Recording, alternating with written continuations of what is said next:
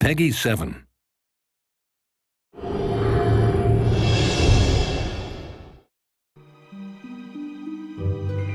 Disney Epic Mickey, The Power of Two, was always planned to be about Oswald as a featured player. Now you get to be. Oswald is the quintessential forgotten Disney character. He was a major superstar in his time, and I think using him in Wasteland to be the driving force of what's going on there is the perfect choice.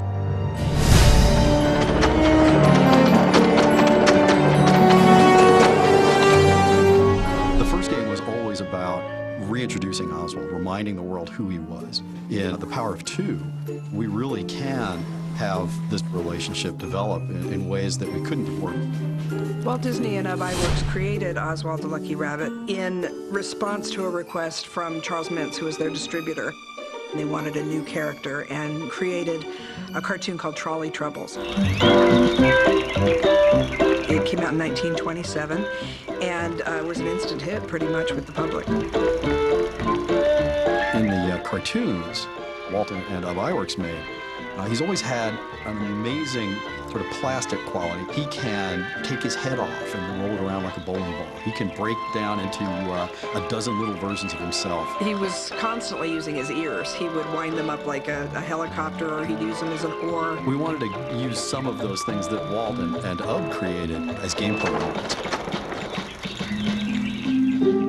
When Walt went back to New York to renegotiate the next year's series of cartoons, Charles Mintz told him at the time, not only am I not going to give you more money for these cartoons, but I actually own the character through your contract, and I've hired away most of your animators, and so you're going to have to do things the way I want you to.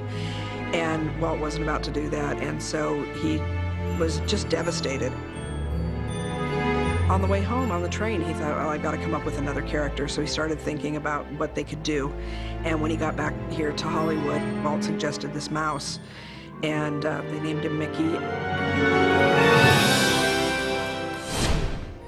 Bob Iger, who was the CEO of the company, was very involved in negotiations with Universal in 2006 to let Al Michaels, the sportscaster, out of his contract with ABC.